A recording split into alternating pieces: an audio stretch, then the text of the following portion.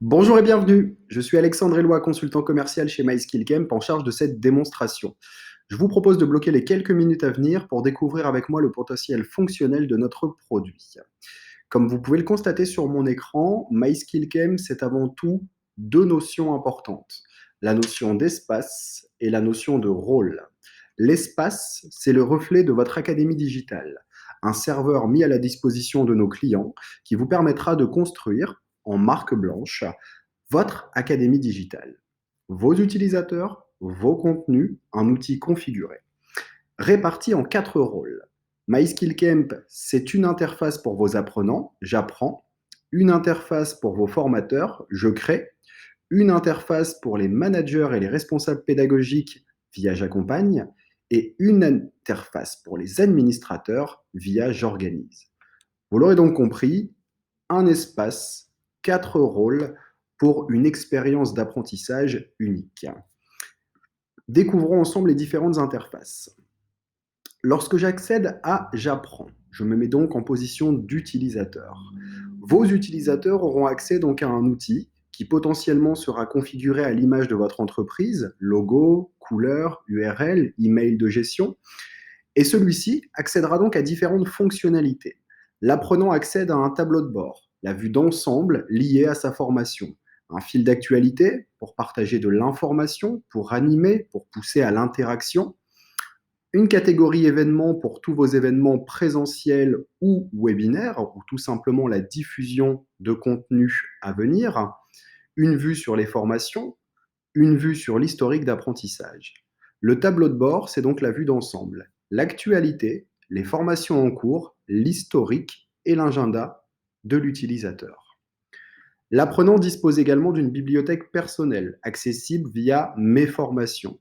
Une bibliothèque personnalisée sur base de ses attentes par rapport à la notion de quand que nous aborderons plus tard, qui est entièrement filtrable. L'apprenant peut également devenir acteur de sa formation en épinglant des contenus externes qu'il trouverait sur les réseaux. Un podcast, un article de presse, une vidéo, autant d'éléments qui pourront intégrer sa bibliothèque de formation. Nous proposons ensuite un catalogue, à savoir que MySkillCamp, au-delà de nos interfaces, c'est une marketplace. 40 partenaires, plus ou moins 300 000 contenus de formation disponibles, qui sont mis à la disposition de nos clients sur base de leurs attentes. Nos équipes vous accompagnent dans la configuration d'un catalogue sur mesure sur base de vos attentes. En fonction des différents partenaires et surtout de la pertinence des contenus, nous pourrons proposer une expérience d'apprentissage encore plus large. Vos utilisateurs seront donc en capacité d'accéder à un catalogue complémentaire qui leur permettra donc de s'auto-former. Le catalogue est filtré par thématique, par compétences et permet donc de pousser la formation à une étape supérieure. Différentes fonctionnalités complémentaires sont également disponibles, le paramétrage des communautés, la liaison d'applications externes ou l'application de liens. L'apprenant a donc un univers centralisé où il peut donc accéder à ces différents contenus et ressources de formation. Concernant vos formateurs, ceux-ci accèdent à l'interface Je crée. Vous avez la possibilité, via MySkillCamp, d'assurer la construction de cours et de parcours de formation. Les cours s'apparentent à des briques pédagogiques, du micro-learning, que vous allez pouvoir ensuite utiliser dans des parcours de formation plus larges et agrémentés de différentes transitions. Le temps de charger. Voilà. Vous accédez donc à différents onglets. Les cours, les sessions et les parcours. Comme évoqué, les cours, ce sont les briques pédagogiques. Lorsque vous créez un cours dans MySkillCamp, vous accédez à plusieurs fonctionnalités. Vous allez tout d'abord commencer par remplir la présentation, l'ensemble des métadonnées, les compétences, potentiellement la partie prérequis, public et compétences. Vous allez ensuite utiliser les activités proposées par notre outil auteur pour construire votre cours. La partie média pour importer tous les supports existants ou potentiellement les ressources issues du web, potentiellement des quiz. Vous pouvez engager des discussions au sein d'un cours, programmer un événement présentiel ou une classe virtuelle, assurer des projets ou auto-évaluer des candidats, mais également lier des contenus ou activités externes via nos fonctionnalités SCORM et LTI. L'outil est disponible en mode collaboration, ce qui vous permet d'inviter des externes ou de co-créer au sein de votre structure un parcours avec une équipe projet.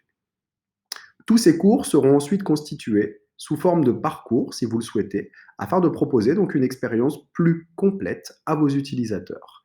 Les parcours, si aujourd'hui nous abordons un parcours test, sont également paramétrables. Vous remplissez les métadonnées, vous pouvez également limiter le nombre de places, gérer l'envoi de relance automatique.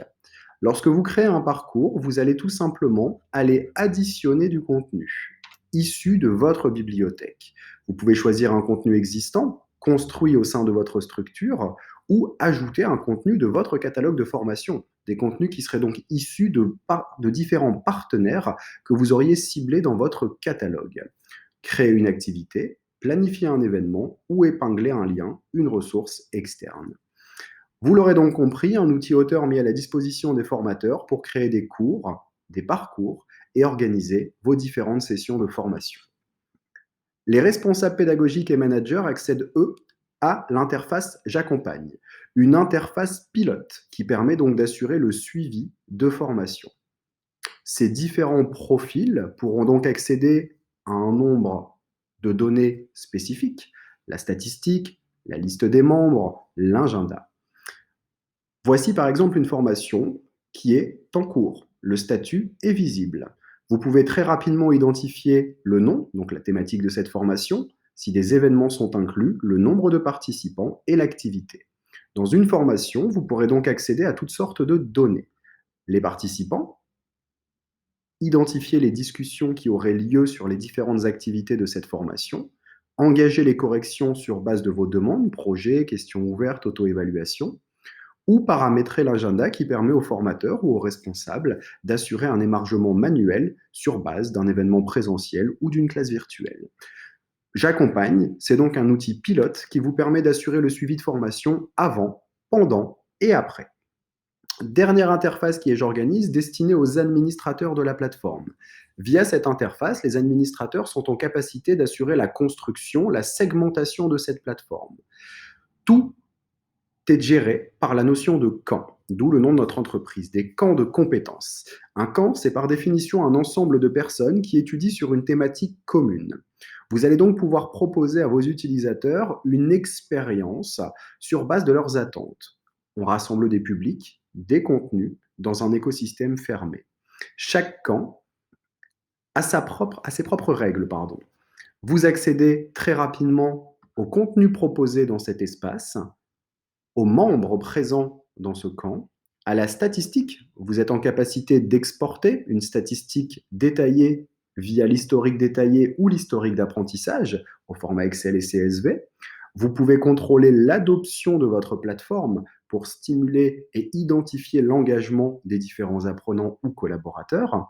Et vous pouvez également identifier vos rapports d'usage sur base des performances qui ont eu lieu au sein de ce camp, sur base d'une période et d'une granularité définie.